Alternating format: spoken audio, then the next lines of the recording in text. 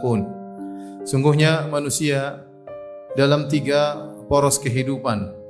Masa lalu yang telah dia lewati dan masa sekarang yang sedang dia hadapi dan masa depan yang dia nantikan kedatangannya.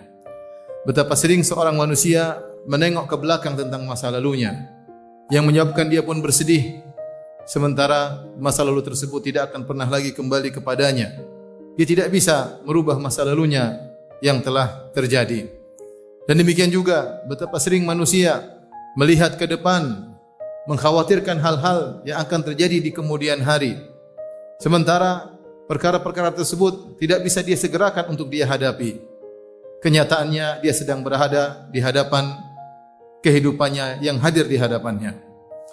Inilah 2 perkara yang menimbulkan penyakit yang menimpa seorang manusia. Kesedihan tentang masa lalunya dan alham, yaitu kekhawatiran tentang masa depannya. 2 penyakit ini menimpa jiwa setiap manusia, sebagaimana penyakit-penyakit yang menimpa badan manusia. Dan tidak bisa seorang pun menghindari dari 2 hal tersebut kecuali mendapat rahmat Allah Subhanahu wa taala. Ma'asyiral muslimin, lihatlah dalam kehidupan ini, semua orang pasti mengalami namanya alham, kegelisahan, kekhawatiran. Bukan hanya si miskin yang sedih dan khawatir tentang kondisinya, khawatir bagaimana dia bisa makan atau tidak, bagaimana pekerjaannya, apakah cukup hasil kerjaannya atau tidak.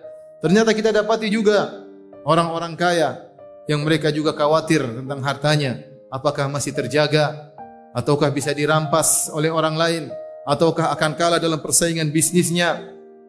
Bukan cuma orang miskin yang sedih karena rasa lapar yang dia alami, khawatir dia bisa makan atau tidak. Di sana juga ada orang-orang berada yang khawatir dengan apa yang telah dia makan dalam perutnya. Bukan hanya rakyat jelata yang khawatir tentang masa depannya, pergolakan politik yang terjadi yang dia lihat selalu berubah. Bahkan para negarawan, para pejabat, para penguasa, mereka juga gelisah tentang keputusan yang akan mereka ambil. Dan demikianlah kehidupan manusia. Tidak terlepas dari yang namanya alham, kegelisahan. Dan jika alham sudah datang menimpa, maka semua akan menjadi terasa sempit. Seorang yang tinggal di istana yang luas, maka terasa sempit baginya. Kehidupan terasa berat baginya. Malam tidak bisa tidur, bahkan 1 detik yang dia lewati terasa sangat lama rasanya. Kenapa? Dia sedang ditimpa dengan alham. Lihatlah kita demikian. Kita memikirkan anak-anak kita, bagaimana masa depannya.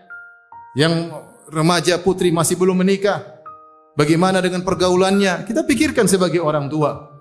Demikian juga ada orang yang tidak punya anak juga memikirkan bagaimana saya bisa punya anak, sudah nikah lama tidak punya anak. Demikianlah kegelisahan. Karenanya diriwayatkan dari Ali bin Abi Thalib radhiyallahu taala anhu dengan sanad yang lemah dalam Al-Mu'jam Al-Awsat Tabrani, ketika beliau berbicara tentang makhluk Allah yang terkuat, maka ada yang mengatakan makhluk Allah yang terkuat adalah al-jibal, gunung. Ternyata gunung masih kalah kuat. Gunung bisa dibelah oleh besi. Apakah besi yang terkuat? Tidak, ternyata besi masih lemah. Besi bisa dileburkan oleh api. Ternyata api lebih kuat daripada besi. Apakah api adalah makhluk Allah yang terkuat? Ternyata tidak. Api bisa dipadamkan dengan air. Dan apakah air adalah makhluk Allah yang terkuat? Ternyata tidak. Ternyata air bisa dipikul, dibawa oleh awan di atas udara sana. Apakah awan makhluk Allah yang terkuat? Jawabannya tidak. Ternyata awan diombang-ambingkan oleh angin yang berhembus. Apakah angin makhluk Allah yang terkuat? Ternyata tidak. Angin mudah ditepis oleh manusia dengan tangannya. Apakah manusia makhluk yang terkuat? Ternyata tidak. Manusia terdominasi oleh rasa kantuknya. Dan apakah rasa kantuk makhluk Allah yang terkuat? Ternyata tidak. Rasa kantuk terkalahkan dengan alham, kegelisahan, sehingga dia tidak bisa tidur. Ma'asyiral muslimin, demikianlah kehidupan dunia ini. Tidak akan terlepas dari namanya kegelisahan, kekhawatiran. Sungguhnya kekhawatiran, kegelisahan tersebut hanya hilang jika seorang telah meletakkan kakinya di surga kelak. Oleh karenanya di antara ucapan pertama yang diucapkan oleh para penghuni surga ketika masuk surga, Mereka berkata, alhamdulillahilladzi adhaba 'annal hazan, inna rabbana laghafurun syakur. Segala puji bagi Allah Subhanahu wa taala yang telah menghilangkan segala bentuk kesedihan dari hati kami.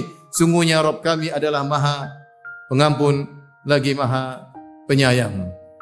Aqulu qouli hadza astaghfirullah li wa lakum wa lisal muslimin kulli dhanbin khati'a fastaghfiruhu innahu huwal ghafurur rahim.